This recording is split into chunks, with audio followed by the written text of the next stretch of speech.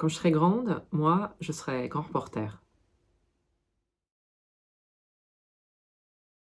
Oui, quand j'étais petite, je rêvais d'être Tintin. Je me souviens encore du premier album que j'ai découvert, c'était, Le secret de la licorne. Je crois que je savais même pas encore lire, je regardais, juste les images.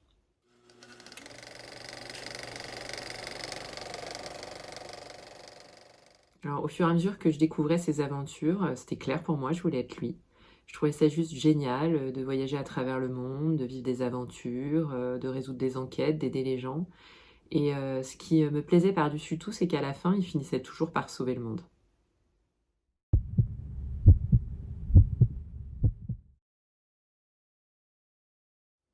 Je me souviens encore de mes mercredis après-midi, dans le grand jardin, maraîcher familial avec mon petit vélo rouge. Ce jardin, c'était le monde. C'était le monde de Tintin. Un jour, j'étais avec les Incas, le lendemain, j'étais avec les Indiens. Je vivais de folles aventures, je m'imaginais des histoires. Quand j'y pense, je crois que c'est de cette période que je garde, mon imagination, et ma créativité.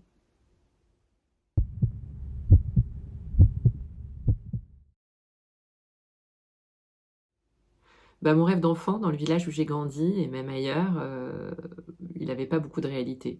Devenir Tintin, ça n'était pas très sérieux. Alors j'ai bien essayé de transformer ce rêve en devenir journaliste, mais pour mes parents, ça semblait pas offrir suffisamment de débouchés. Alors j'ai laissé la vie, les miens, les autres et surtout moi, me convaincre, que ça n'était qu'un rêve et je l'ai enfoui bien profondément dans un petit coin de ma tête.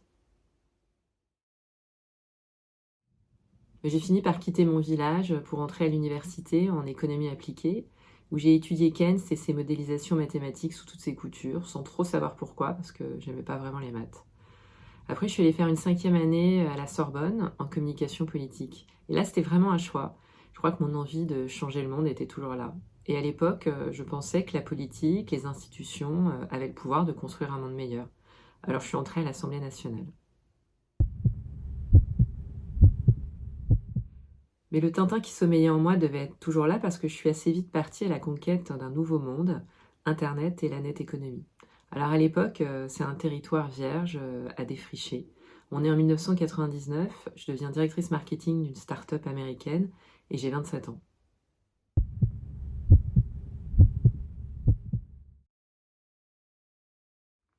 Oui, alors à la veille de mes 30 ans, la vie va venir me faire un petit clin d'œil, puisqu'une opportunité de job me conduit à l'autre bout de la terre, sur une île du bout du monde, la Nouvelle-Zélande. Je deviens DIRCOM du bateau français pour l'America's Cup, une célèbre course de voile. Cette aventure, elle va se terminer par une année sabbatique qui démarre en Australie, à quelques heures d'avion de la Nouvelle-Zélande. Alors c'est marrant parce que l'Australie, c'est pas vraiment un pays qui me faisait rêver. Et pourtant, c'est un pays qui va changer ma vie.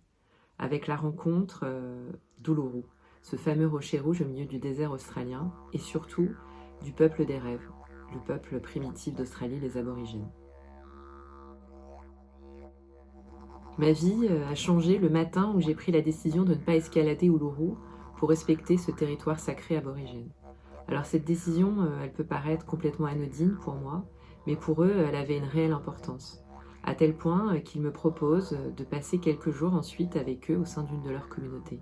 Et là, je découvre un autre monde. Un monde spirituel, un monde invisible, un monde du rêve. Et ça va complètement chambouler ma vie. Alors je réalise là-bas, au milieu du désert, que je n'ai aucune idée du pourquoi je suis sur Terre. Je ne sais pas quelle est ma mission, je ne sais pas quelle est mon utilité, j'ai toujours pas trouvé de sens à ma vie. Et pour moi, c'est un essentiel. Alors, je repars de ce voyage et de cette rencontre avec un cadeau dans mes bagages. La réponse serait dans mes rêves d'enfant. Mais voilà, à l'époque, j'ai complètement oublié mes rêves. Alors, il suffira d'une petite discussion avec mes parents par mail d'un bout à l'autre de la planète pour que je me souvienne de mon rêve d'enfant, quand j'étais petite, dans ce jardin, et que je voulais devenir Tintin.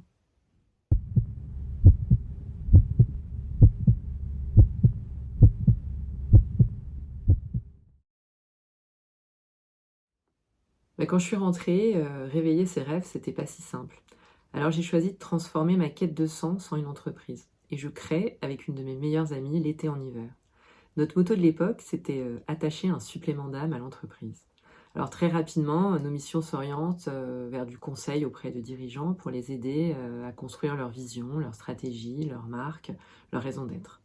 Et c'est vrai qu'être chef d'entreprise depuis plus de 20 ans est pour moi une grande fierté. Alors oui, en parallèle, j'ai continué de me faire mon petit film dans ma tête et de me rêver grand reporter. Alors j'ai posé la question à tous ceux que je croisais. Et toi, tu te souviens de ton rêve d'enfant? Et là, c'est rigolo parce que les histoires que j'obtiens sont différentes, riches de sens sur la personne à qui je pose la question. Et du coup, assez rapidement, une idée germe dans ma tête. Un jour, je compilerai toutes ces interviews, tous ces rêves, et j'en ferai un grand film, Les rêves endormis. Il sera diffusé au cinéma. Ça, c'est mon plus grand rêve.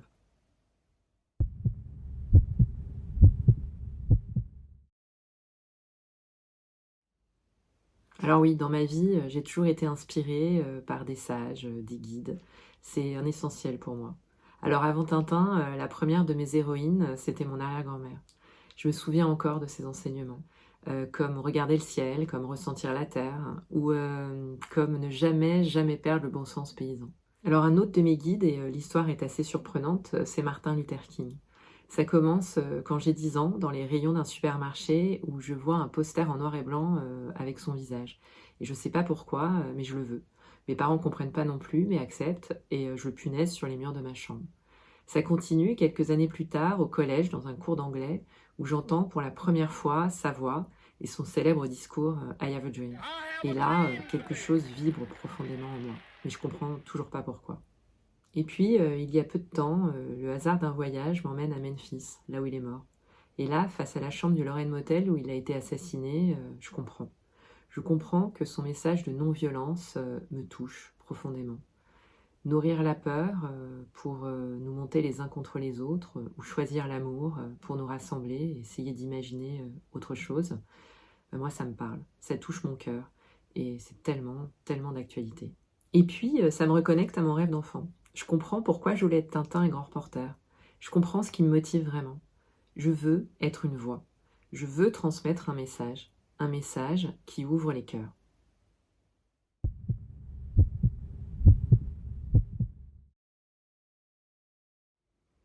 Aujourd'hui, on vit tous à 100 à l'heure, dans un monde de l'immédiateté, avec si peu de recul, si peu de sens. Moi, je crois que ce qui est important et ce qui peut faire la différence, c'est qu'on prenne le temps de s'engager pour défendre des convictions, pour se battre pour une cause qui parlera à d'autres. C'est ça qui donne du sens pour moi. Alors, personnellement, j'ai choisi de m'engager et de me battre pour réveiller nos rêves, ceux des petits et les nôtres.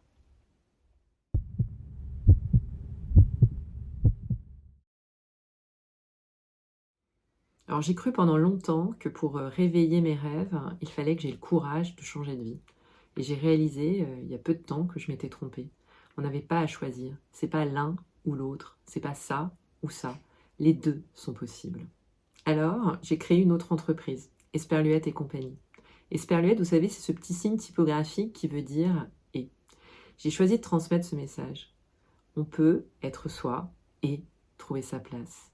On peut poursuivre ses rêves et gagner sa vie. On peut faire du profit et construire un monde juste, en équilibre. Pour le prouver, je me suis mise à explorer, à enquêter, tout comme Tintin.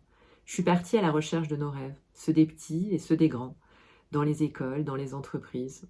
Une sorte de grand reportage en quelque sorte. Et puis, je sème cette graine dans le cœur de chacun. Réveillez vos rêves. Cultivez cet incroyable pouvoir que vous avez en vous, votre petite flamme, et construisez le monde dans lequel vous avez envie de vivre.